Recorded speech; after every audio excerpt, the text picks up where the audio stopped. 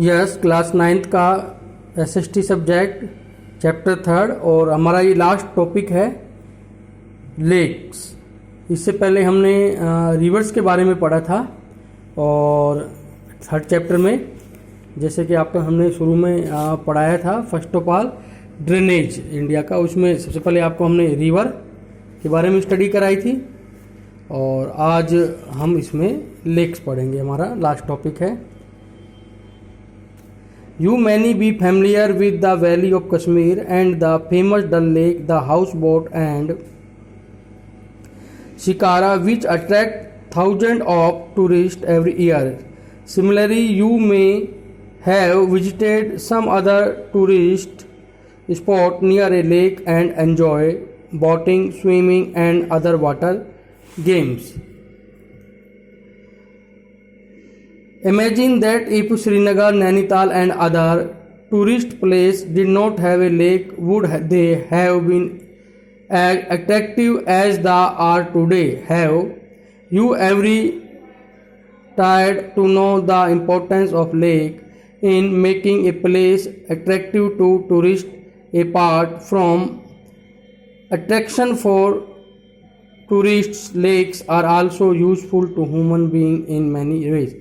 ये कह रहा है कि आप कल्पना करो कि कश्मीर आप जा रहे हो, श्रीनगर आप जा रहे हो और श्रीनगर में जो फेमस डल लेक है वहाँ पे आप हाउस बोट कर रहे हो, यानी हाउस बोट मतलब नाव के ऊपर घर टाइप का बना हुआ और उसको शिकारा भी कहते हैं।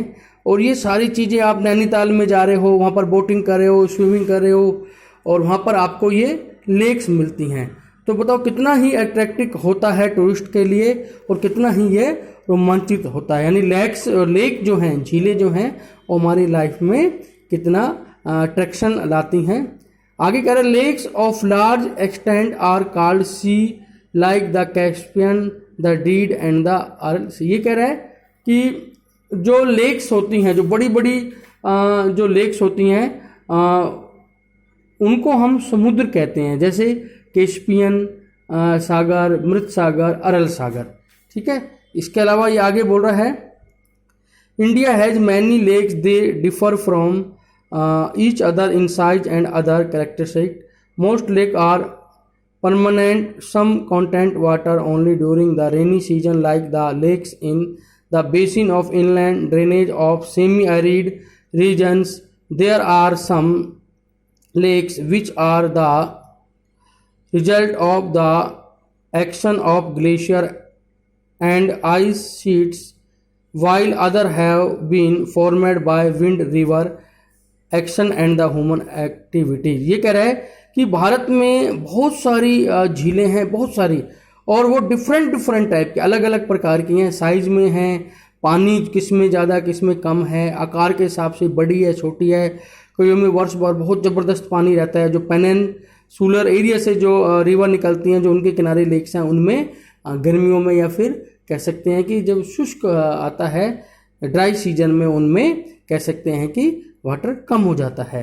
ए meandering river across its flood plain from cut off that lets develop into oxbow lakes, spit and bars from lagoons in the coastal area, the Chilka Lake, the Pulicat Lake and the Kollur Lake.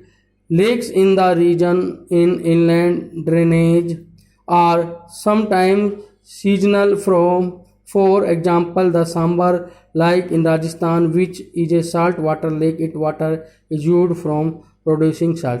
ये कह रहा है कि जो reverse होती हैं उनका जो कह सकते हैं कि छिछले होते हैं, जो कटे फटे होते हैं, और उनमें अगर हम बात करते हैं तो कि जैसे कि कोस्टल प्लेन एरिया के, जैसे कि चिल्का है उड़ीसा में है, और अलग अलग टाइप के होते हैं। जैसे कि राजस्थान में जो सांबर लेक है, इससे साल्ट नमक निकाला जाता है। Most of the fresh water lake are in the Himalaya region, यानी हिमालय जो पर्वतीय क्षेत्र है, हिमालय जो माउंटेन एरिया है, उनसे जो जितनी भी रिवर निकलती हैं, मोस्ट ऑफ रिवर वहीं पर है।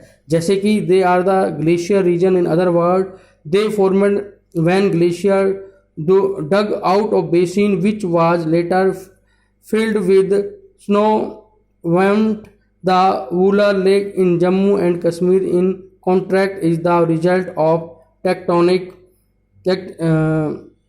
activity. It is the largest freshwater lake in India. यानी जो वूलर लेक है वो इंडिया की सबसे बड़ी फ्रेश वाटर लेक है. The Dal lake, Bhimtal, Nainital, Loktak and Barapani are some other important fresh water lake. यानी ये और सारी जो लेक है, जैसे नैनीताल हो, भीमताल हो, ये फ्रेश वाटर यानी ताज़ा पानी की ये झीलें हैं, लेक्स हैं.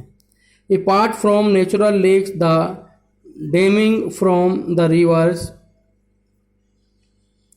for the generation of hydro powers has also had the formation of lakes such as a Guru Govind Sagar Bhakra Nangal project.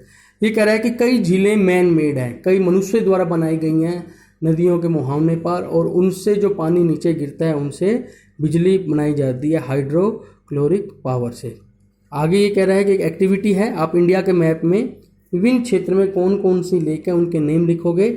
ऐसी 10 लेक के नेम आप इंडिया के मैप में बना के लिखोगे. Lake are the great value of human being. A lake helps to regulate the flow of river during heavy rains is prevent flooding and during the dry season it help to maintain an even flow of water. Lakes can also be use for developing hydel power. They moderate the climate of the surroundings, maintain in the aquatic ecosystem, enhance natural beauty, help develop tourism and provide recreation. ये कह रहा है कि जो lakes होती हैं वो मनुष्य की लाइफ में बहुत इम्पोर्टेंट होती हैं. जो बाढ़ आती है उसको नियंत्रण में इसमें हेल्प मिलती है.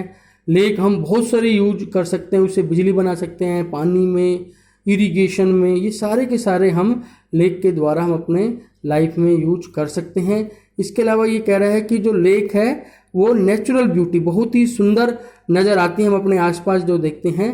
और जो हमारा टूरिज्म जो है, टूरिज्म जो डेवलपमेंट का जो आधार है वो लेक्स हैं. तो आप ये चैप्टर क्या लेक के बारे में हो गया. कल हम इकोनॉमी में और रिवर पोल्यूशन के बारे में स्टडी करेंगे और ये चैप्टर हमारा क्लोज हो जाएगा. जितने भी ये नोट्स वगैरह है आपको अपने नोटबुक में लिखने हैं.